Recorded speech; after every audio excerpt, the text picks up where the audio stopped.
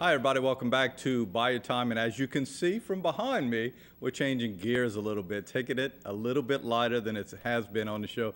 I am very happy to have at the set with me Jacques Rodrigue, who is the son of George Rodrigue, and Jacques is also the executive director of George, his father's foundation for art, and I am a fan. You guys do wonderful things. It's good to have you here.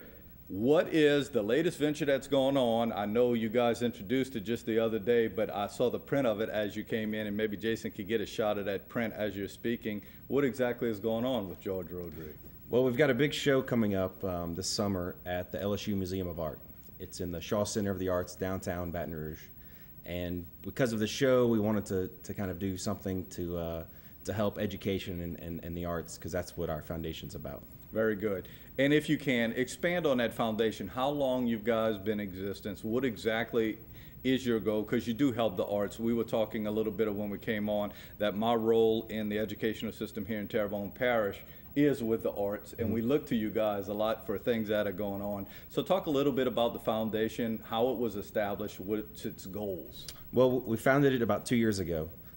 It's all about infusing the arts into the education system, because in Louisiana especially, it's one of the first things that gets cut. And we want to do all that we can to make sure teachers and principals and everybody realizes how important the arts are. So our main goal is to bring the arts into every classroom that we can. So not just in your arts classes, but bring it into your history classes, into your math classes, into your science classes.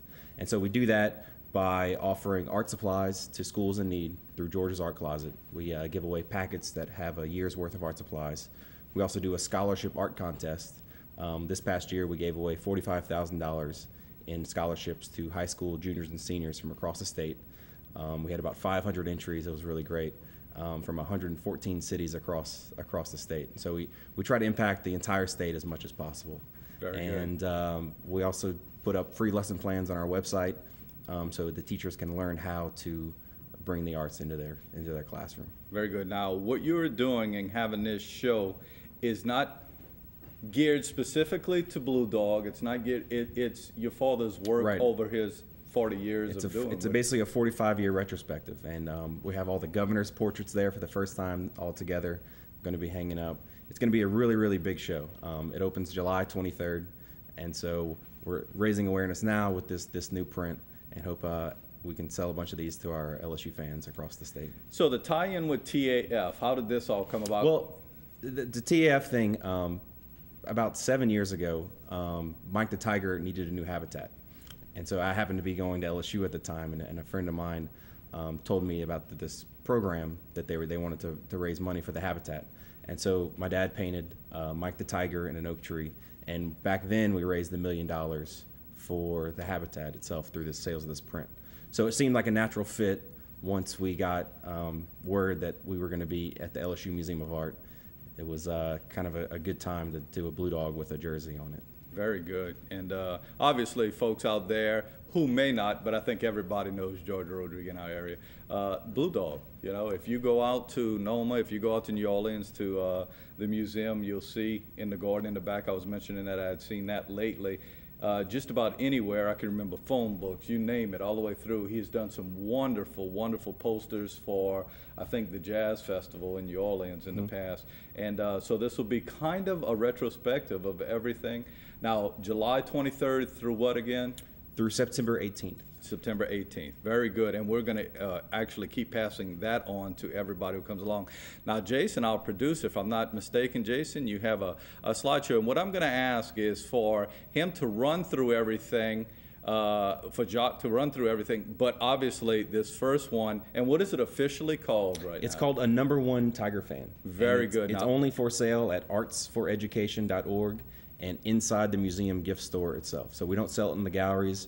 You can't buy it anywhere else, and it's strictly in the gift shop. Is there a cutoff date that you may stop doing? That's right.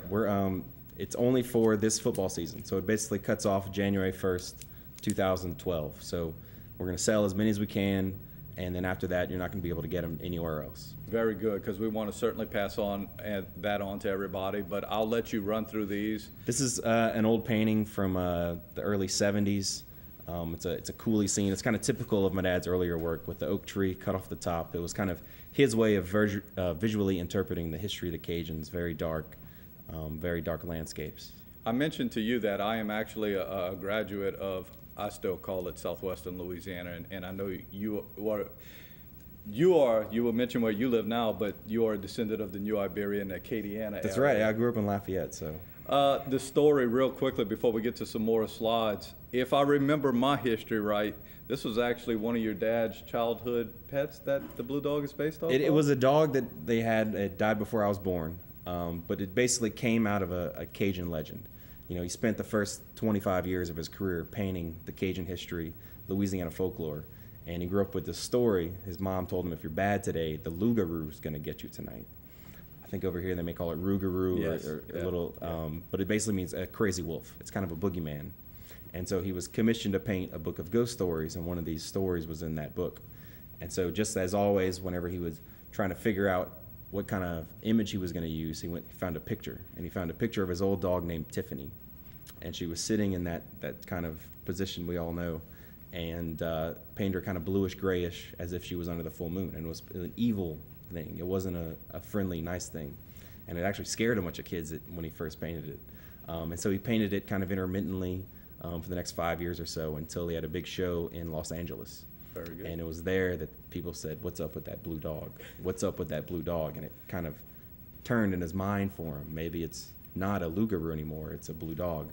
And so it was a way for him to escape the traditional Cajun landscapes and go completely abstract and do anything. Whereas for the first 25 years of his career, he was always commenting on the history of the Cajuns, where they'd come from.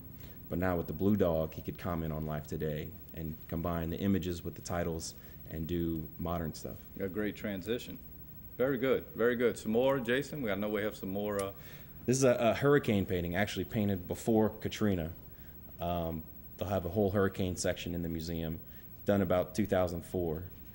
This was our winner of our art contest, our first year, Sean Hicks from Hackberry, Louisiana. Hackberry. He's kind of, we call him our Kelly Clarkson because he was our first winner, just like American Idol. Very good. He's a freshman at McNeese, so he'll be a sophomore next year. He's doing great things. Very good.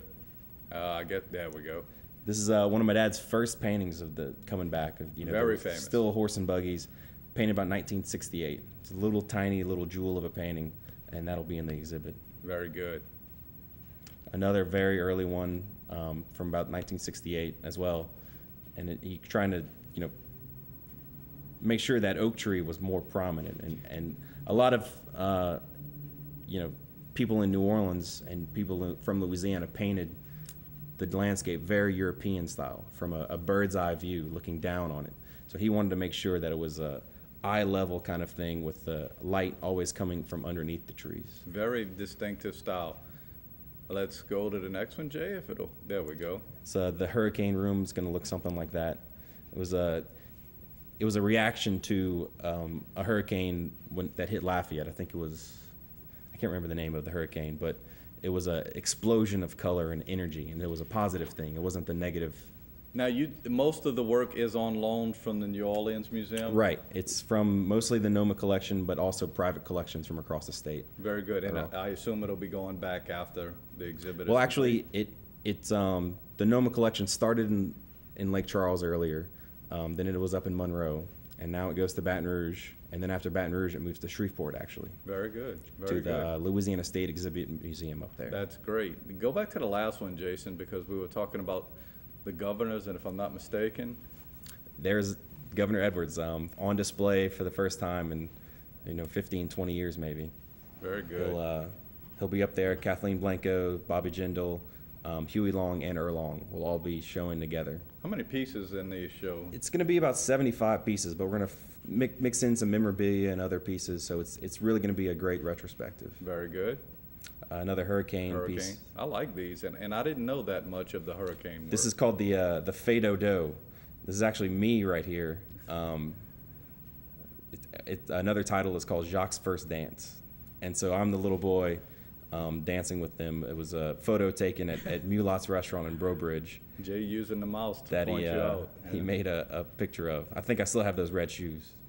Do you have the talent of your father? I don't. You know, I kind of grew up, and he would kind of give me a brush every once in a while to paint something to, you know, keep me quiet as a kid, but I just really couldn't execute it. So the legal and business side of it always interested me more. So that's what I would wanted love. to. There was as I mentioned earlier, I'm one of the coordinators for talented art in this parish, and the young man who fools with the younger kids made them study your father, and he made them do an American Gothic with, you know, for folks who know the American Gothic with the lady's got the pitchfork, and it's the husband and wife with the pitchfork, but use your dad's style and show our culture in it.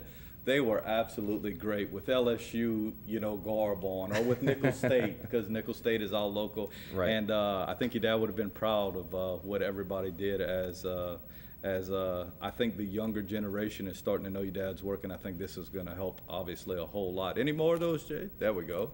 Yeah, there's Huey Long, famous portrait he did about 1980. So all the governor pieces will be there, or most of them, right, in the show? All five, yeah. He's only done five, so Okay. all five of them will be in the exhibit. Any more, Jay? There we go. This is kind of bringing together the Cajuns and the Indians and the Cowboys. Can you give an approximate size of what that would be? That's about 8 feet wide. 8 feet wide. So it's a really great piece that actually hangs in my dad's living room. Very good. So we're taking a lot of stuff from our private collection to put in the show as well. Very good. And Jacques, you're looking at that monitor. Actually, I'm looking at the monitor straight ahead. It's so much. It's crystal clear up here. So we do want you to realize that that's going out to those people like that. Any more, Jay? Oh, this is called Jambalaya, another painting from the early '70s. That's from our personal collection. That's going to be in the exhibit. Very nice.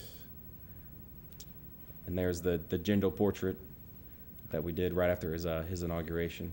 So this is fairly recent. Right. And Blue Dog right there with him. Mm-hmm. I like that. And that's the first time I've seen this one. Very good.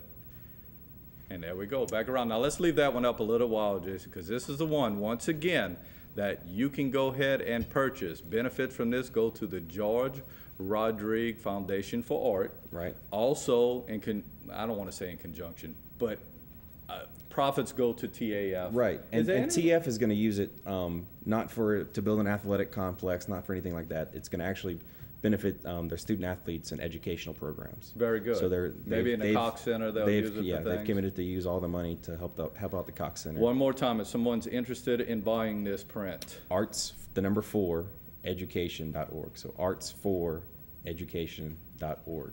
If they go to the show from July 23rd to, once again, the closing date, September 18th. September 18th, at the show, is it possible? Exactly, yeah. Very That's good. the only place you can physically pick it up. It's not in our galleries.